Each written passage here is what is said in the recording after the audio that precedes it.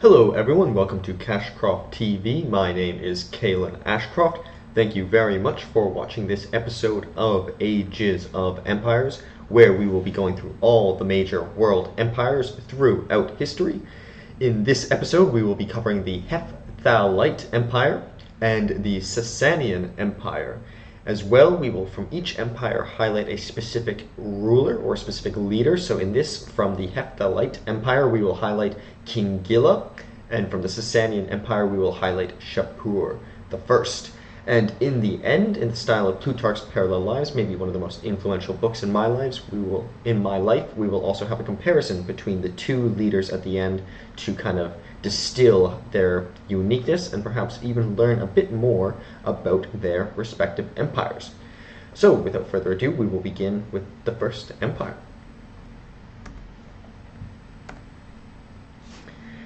So the Hephthalite Empire, also known as the White Huns, was a nomadic confederation that later became an emperor that emerged in Central Asia during the 5th century CE, that's Common Era.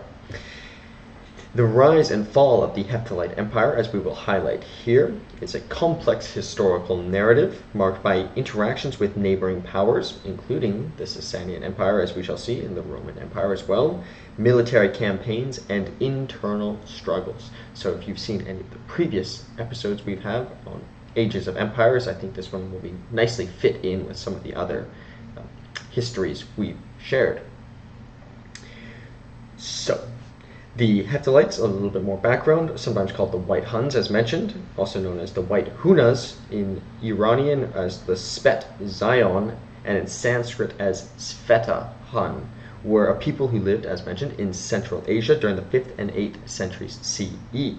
Part of the larger group of the Iranian Huns, they formed an empire known as the Imperial Hephthalites, and were military important from 450 CE when they defeated the Kidarites, and up until 560 CE when they combined forces with the first Turkic Khaganate. Khaganate is it's an empire ruled by a Khan, and the Sasanian Empire ultimately defeated them, however.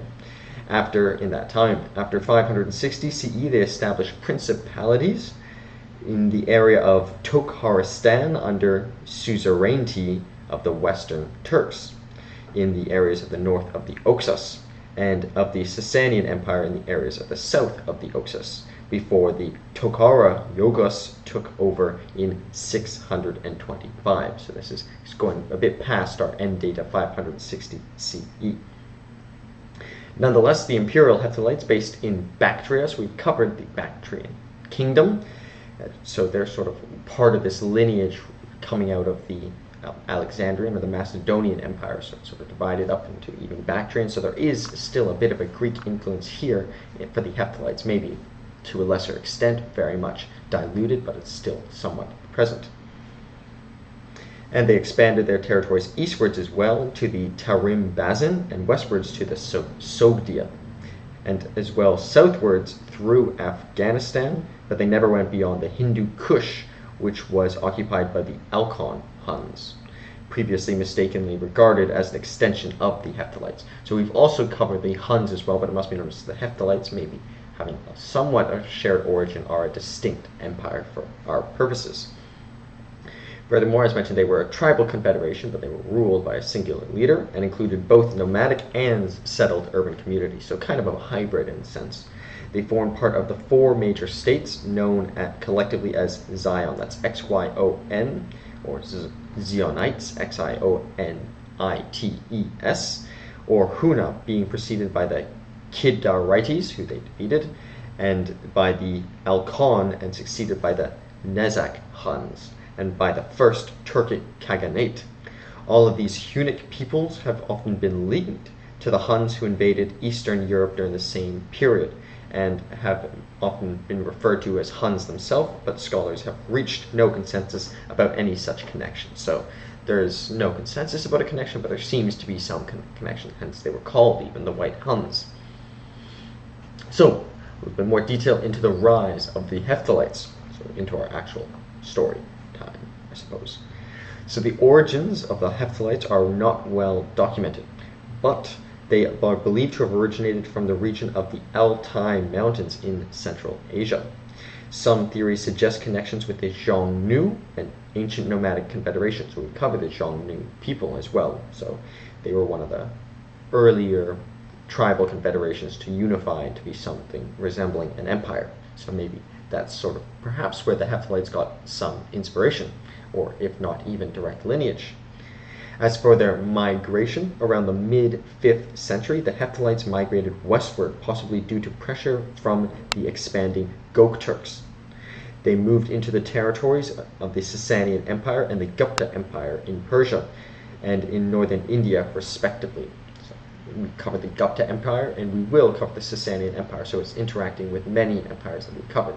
For example, the Xiongnu people, it's interacting with the Sasanians, as we shall see, and the Gupta Empire of India, which we previously covered as well. As for their conflict with the Sasanians, the Hephthalites clashed with the Sasanian Persians, leading to a series of conflicts in the eastern provinces.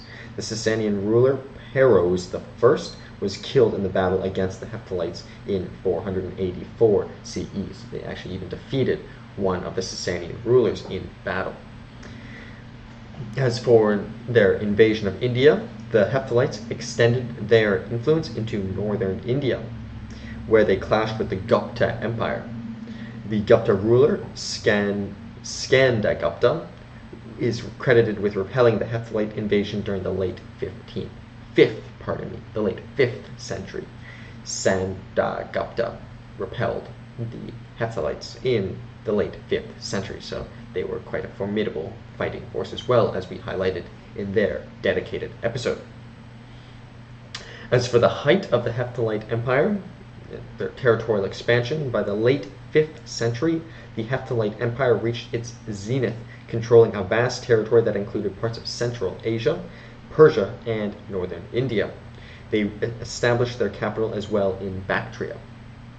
So maybe that's going back to their original lineage as well, but it's sort of contested where exactly they came from. Perhaps it was the Altai Mountains, perhaps they're Bactrian.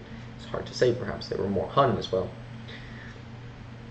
Furthermore, as for their trade and cultural exchange, the Hephthalites were active participants in the Silk Road trade routes, facilitating cultural and economic exchanges between the East and West, not to mention information sharing, but I think also just the Silk Road as a concept in some ways diffused battles, because if they're trading, they don't necessarily need to be killing each other.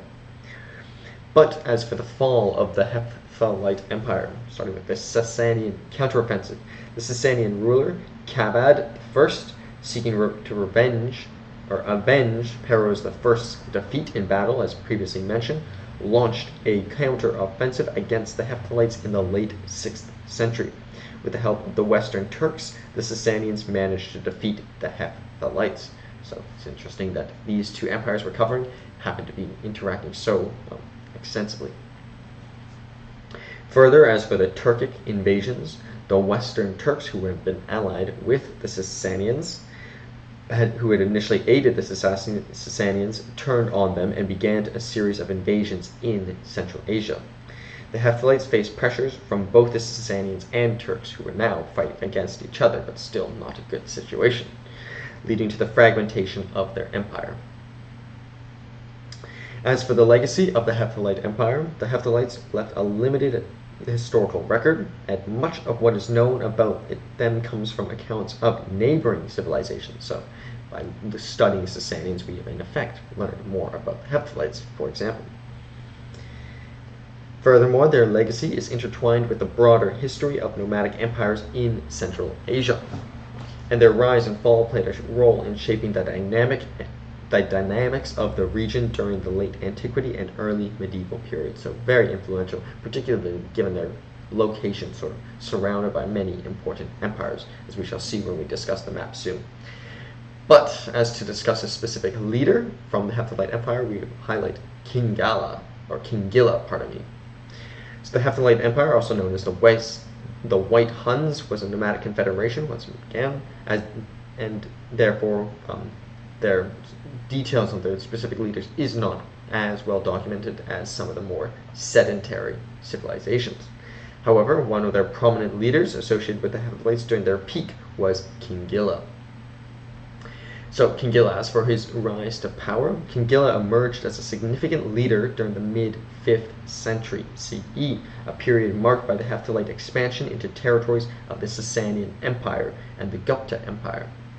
His exact origins and circumstances leading to his rise are not well documented, but if I were to guess, he probably came from a noble lineage, if not from the royal family, unless otherwise evidenced. As for his military campaigns, Khingila played a crucial role in military campaigns of the Hephthalites.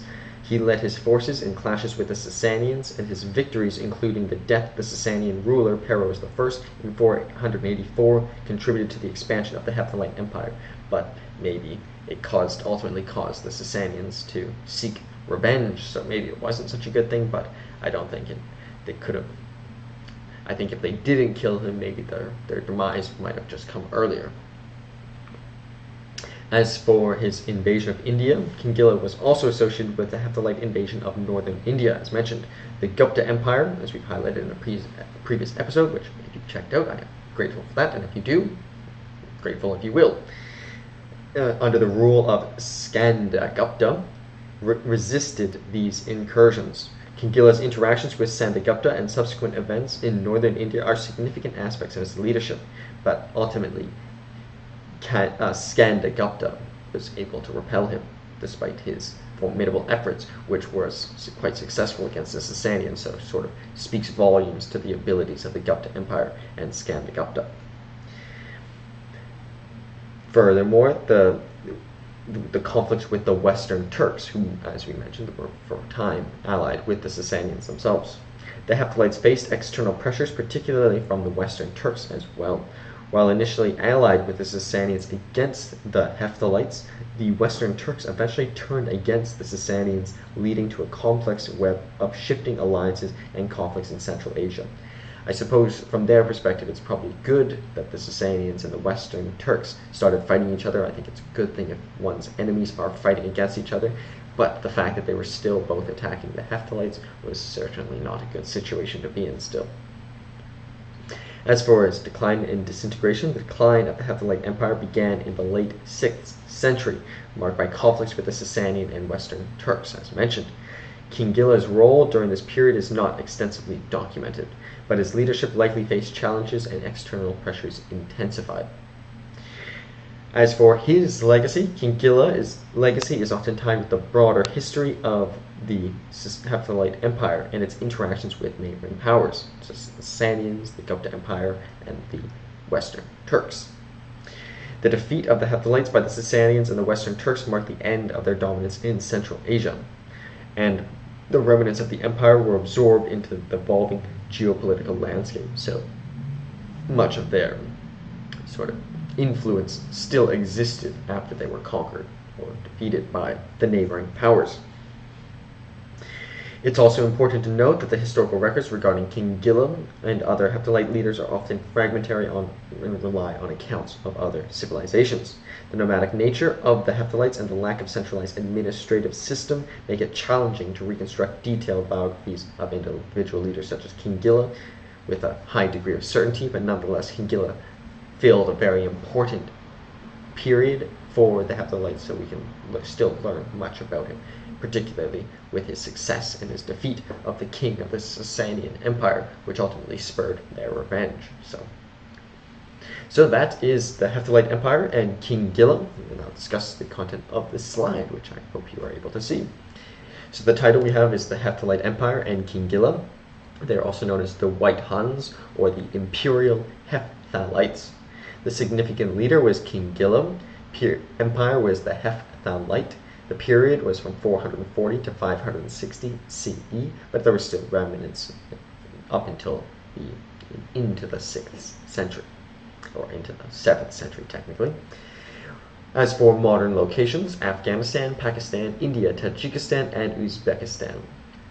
Million square kilometers was 4.00, which is really quite massive.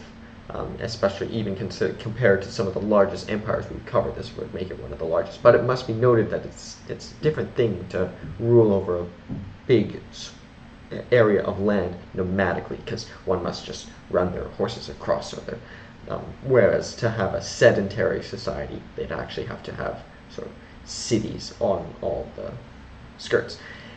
outskirts. But they did still have sedentary aspects. As we can see, they did have quite a few capital cities.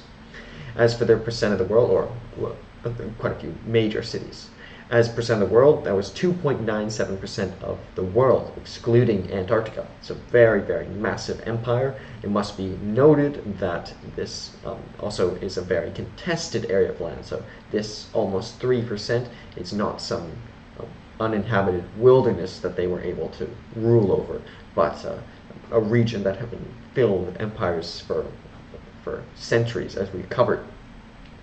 The capital city was Kunduz and Balkh.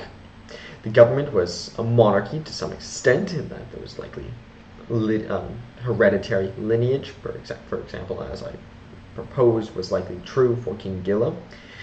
The common languages was Bactrian was the official language, so showing that the Bactrian roots. Sogdian was another major language. Khwarezmian, Prakrit, and Turkic. So I actually never heard of Sogdian and Khwarezmian, so those are two unique languages thus far for this empire. But Bactrian, Prakrit, and Turkic were somewhat significant languages even prior.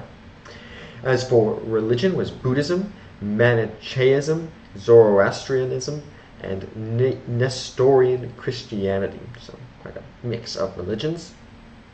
And the population was likely in the several hundreds of thousands. This was the best estimate I could find, but I would also propose maybe it was also likely in the millions, just considering how large of an area of land. I would think it might even be higher, but that was the best estimate I was able to find. So we're quite small, especially considering the amount of land they ruled over. But as a nomadic people, they obviously did not have extensive agriculture, so maybe they could not feed a huge population, so maybe that estimate is quite accurate.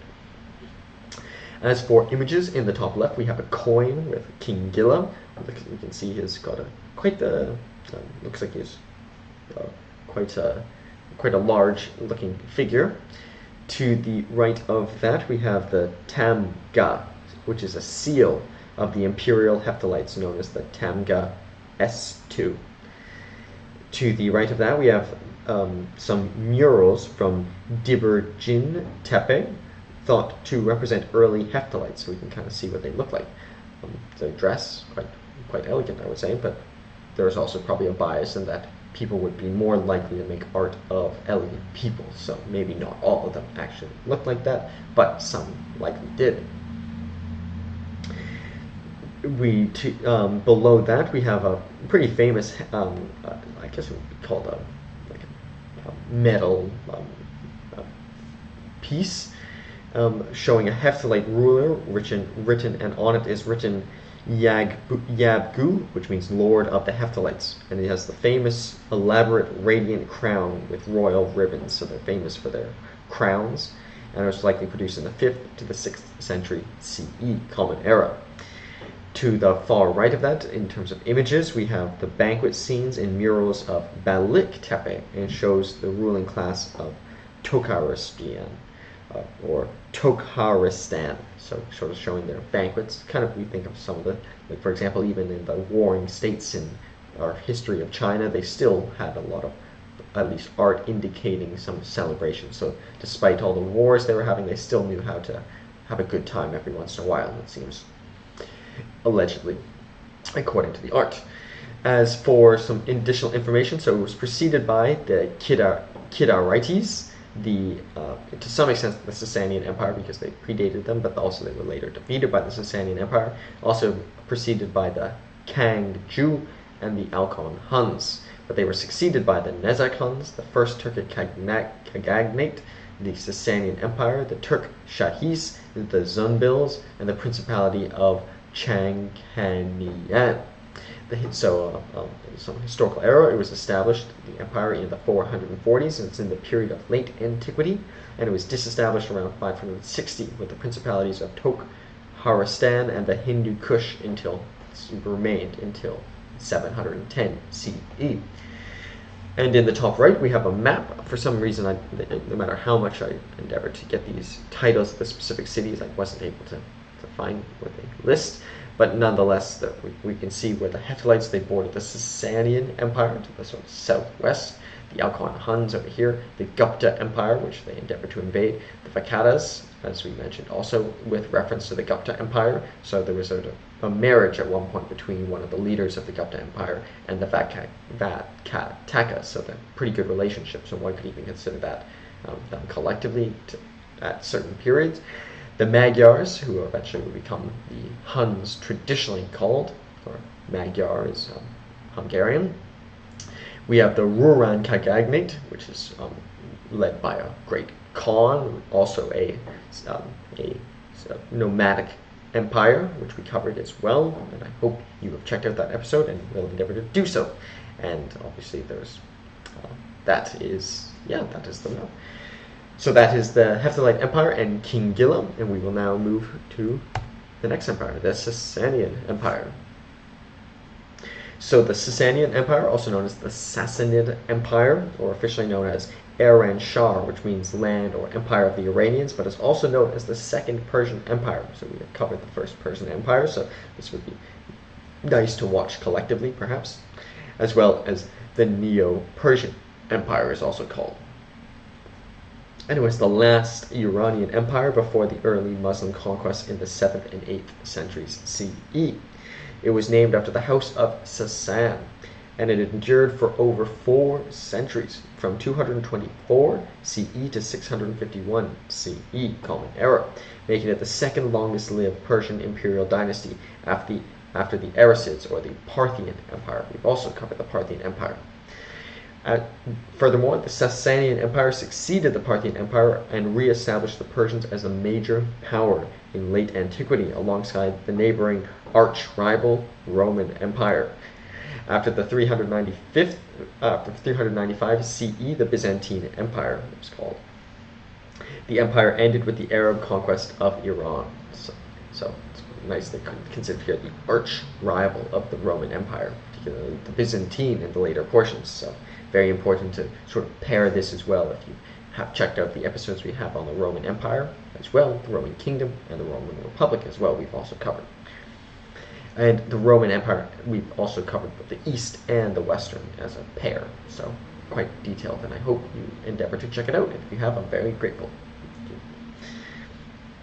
So the empire was founded by Ardashir I, an Iranian ruler who rose to power as Parthia weakened as a result of internal strife and wars with the Romans. So it's an important episode to watch on the Parthian Empire, and I hope. And after defeating the last Parthian, Shahanshah Artabanas IV, at the Battle of Hormozgan in 224 CE, he established, that's Ardashir, the Sasanian dynasty, and set out to restore the legacy of the Achaemenid Empire, therefore calling it the Neo-Persian Empire. The Achaemenid Empire is the name for the First Persian Empire, by expanding Iran's dominions. At its greatest territorial extent, the Sasanian Empire encompassed all of present-day Iran and Iraq, and stretched from the Levant to the Indian subcontinent, and from South Arabia to the Caucasus and Central Asia, so really quite massive as well. Furthermore, the period of Sasanian rule was a high point for Iranian civilization, characterized by a complex and centralized government bureaucracy and a revitalized Zoroastrianism, with the religion as a legitimizing and unifying force of rule. So this is something we sort of alluded to in many of the previous empires, but sort of the linkage between having a strong state religion and necessarily having a strong empire seem to be to some extent linked. But we've also seen many that have been religiously tolerant, but maybe it's because they had to. It was sort of a necessary concession to keep the peoples together by allowing them to maintain their religions. But this is, but this one they did have a quite strong Zoroastrianism official religion. They also built grand monuments, public works, and patronized cultural and educational institutions. So not just successful militarily, but also in terms of academia and art and architecture, more specifically. The empire's cultural influence extended far beyond the territorial borders, including Western Europe, Africa, China, and India, and helped shape European and Asian medieval art. Very significant. Following the Arab conquests, the influences the Sasanian art, architecture, music, literature, and philosophy on Islamic culture ensured the spread of Iranian culture, knowledge, and ideas throughout the Muslim world. So very, very influential, even having a lasting impact on Iranian, or more broadly Persian culture today. So as for our specific history, starting with the rise of the Sasanian Empire. So starting with the Parthian background, the Sasanian Empire emerged as a successor to the Parthian Empire in the 3rd century CE. The founder, Ardashir, the first overthrew the Parthian king Artabanus IV in 224 CE, marking the beginning of the Sasanian dynasty. Ardashir I was also known as Ardashir the Unifier. I think that's a really great title. I think to be one who unites is a great thing. And there's a book that really inspired me, Union Now. I'm really into unions. And for example, Woodrow Wilson, leagues versus unions. There's a lot of discussions of leagues versus confederations, for example, in the Federalist Papers. So I'm just very fascinated in this concept. But to be called the Unifier, I think is a really great title. Not the Conqueror, the Unifier, I think is a really good title.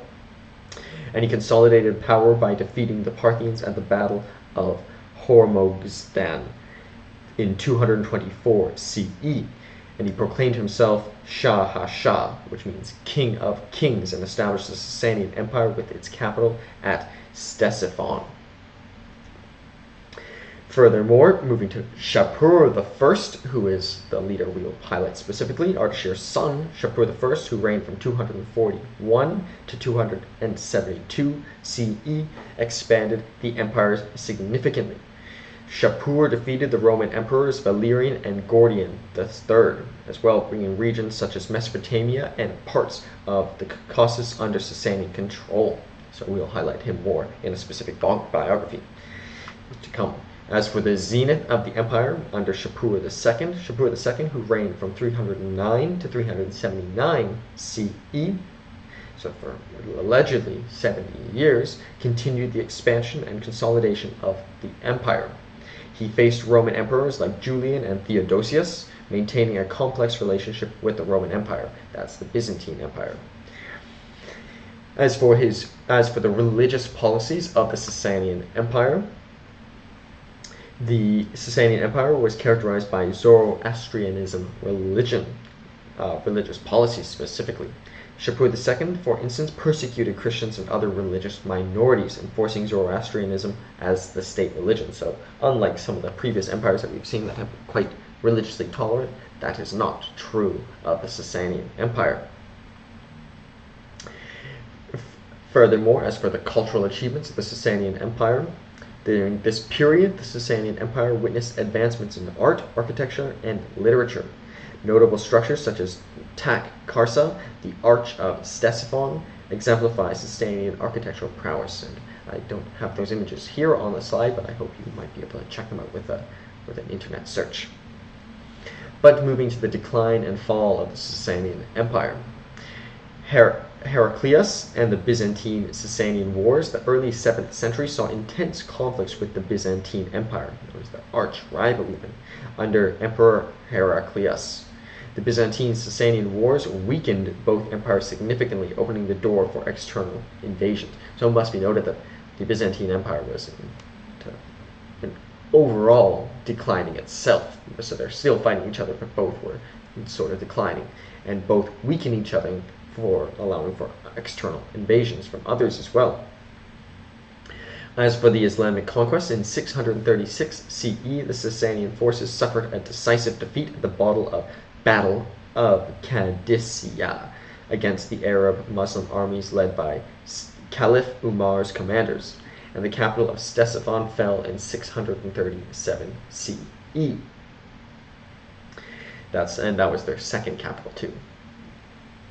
As for the fall of the dynasty, Yazdegerd III became the last Sasanian king, reigning from 632 to 651 CE. Despite efforts to resist the Arab invaders, he was eventually defeated, and the Sasanian Empire collapsed. So it's interesting that ultimately maybe the Arabians who defeated the Sasanians, not necessarily their arch rival, the Byzantine Empire. And Yazdegerd III fled, and after the empire collapsed, to Central Asia, but was assassinated in 651 CE, marking the end of the Sasanian dynasty. So after their king was assassinated, and himself fleeing as well. As for the legacy of the Sasanian Empire, as for cultural contributions, the Sasanian Empire left a lasting impact on Iranian culture, influencing art, literature, and administrative practices.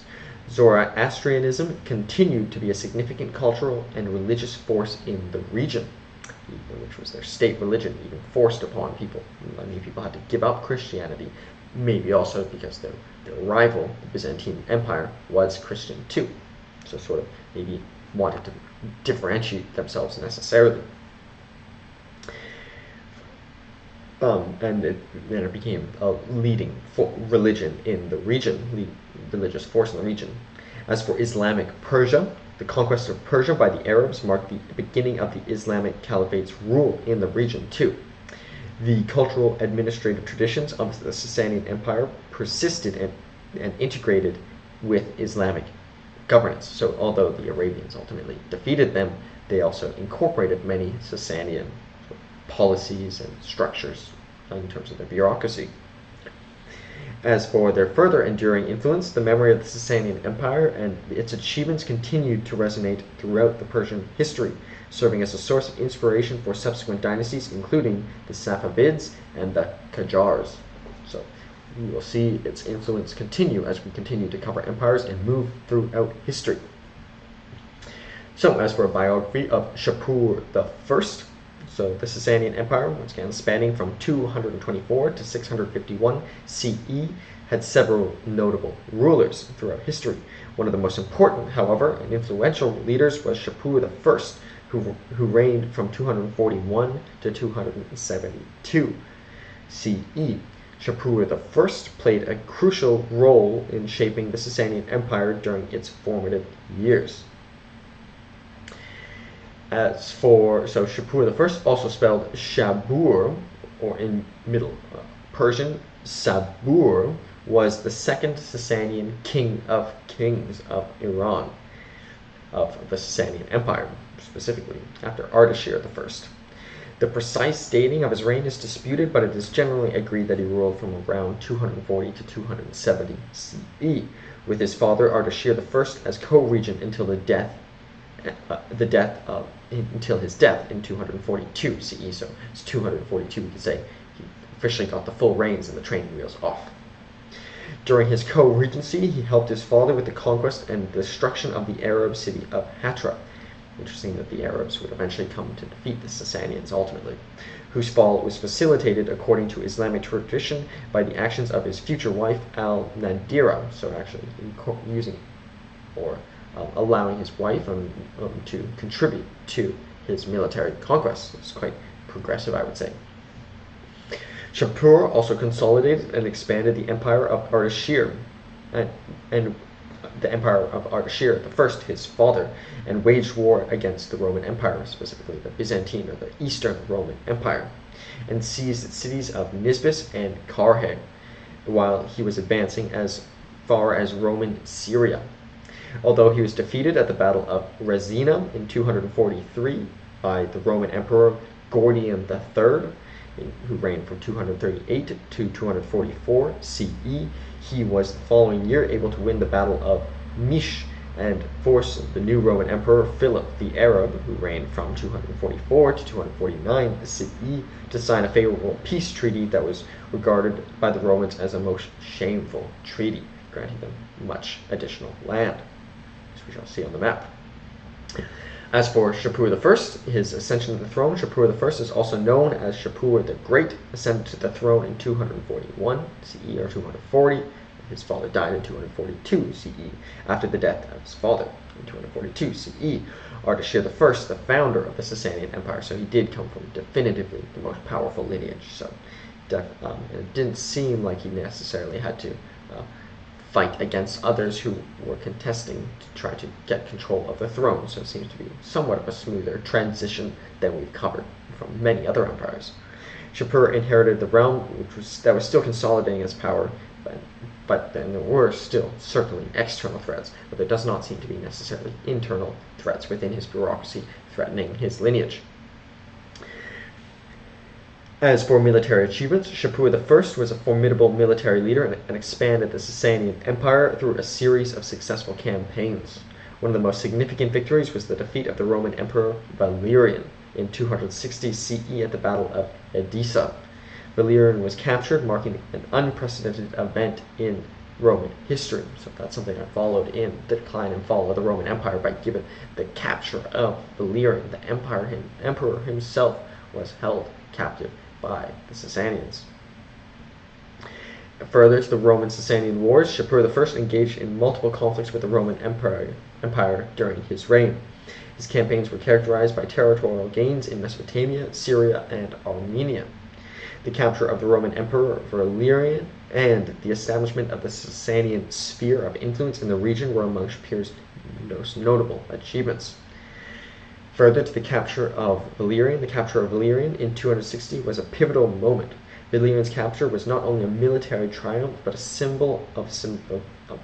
symbolic gesture that highlighted the strength and dominance of the Sasanian Empire over its Roman rival. So the fact that they were literally able to capture the emperor of their rival speaks volumes to their abilities. As for construction and administration, Shapur I was not only a military leader, but also a builder and administrator. He undertook construction projects, including the building of the famous city of Shapur. Shapur also implemented administrative reforms to strengthen the central authority of the Sasanian state. So sort of centralizing the government, which we've seen is sort of common, at least for our earlier empires, to have the stronger the central authority, necessarily the stronger the empire, and a lot of the empires have declined and fallen because their empires were not sufficiently consolidated in terms of their bureaucracy. As for his religious policy, Shapur I continued the Sasanian tradition of supporting Zoroastrianism as the state religion. However, he is noted for his relatively tolerant approach to religious diversity, so unlike some of his successors who would persecute Christians, allowing for the coexistence of various religious communities within the empire, and in fact, allowing Valerian to live being a Christian. I'm not sure actually if Valerian was a Christian necessarily himself, but nonetheless, they were open to. He was more religiously tolerant than.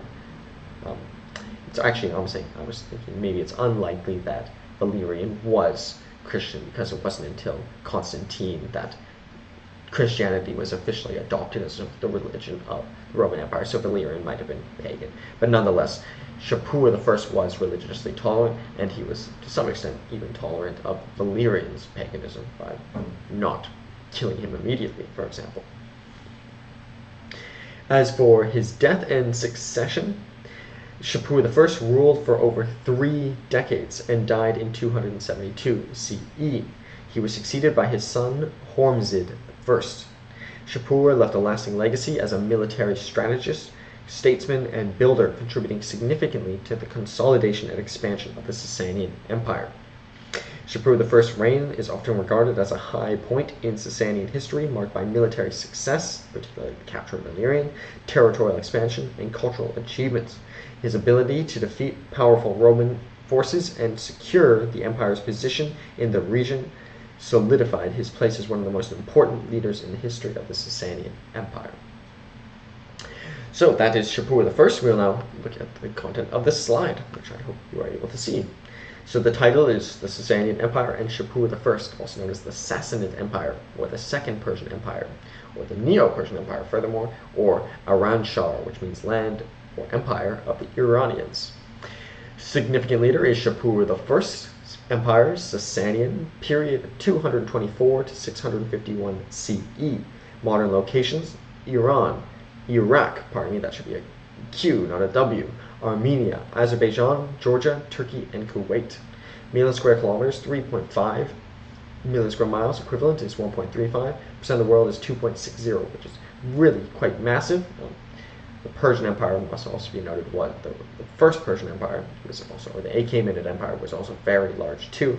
So this is almost as large actually, but it also must be noted it is a little bit smaller than the Hephthalite Empire, but they are firstly more sedentary, more sedentary definitely than the Hephthalites. So they're actually settled on this area of land, and as we shall see, the population was far larger allegedly than the Hephthalites Empire. So maybe it looks like the region would be a little bit smaller than the Hephthalite Empire, or smaller than some very few empires that we've covered, but given the population, it's still very massive, and also it's a very contested area of land too. So very massive, and that's 2.6% of the world, excluding Antarctica, and some very contested areas of land. So the capitals was Istakhr from 224 to 226 CE, and Ctesiphon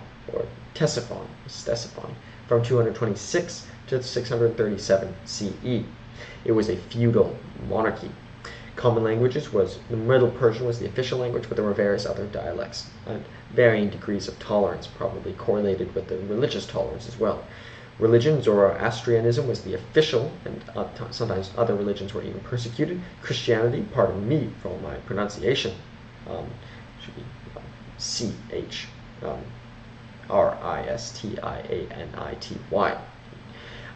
And religion, Judaism as well, Manichaeism, Mazdakism, Hinduism, and Buddhism. But it must be noted, mostly Zoroastrianism throughout its history, and it was the state religion, and sometimes even other religions were persecuted with the people who followed other religions.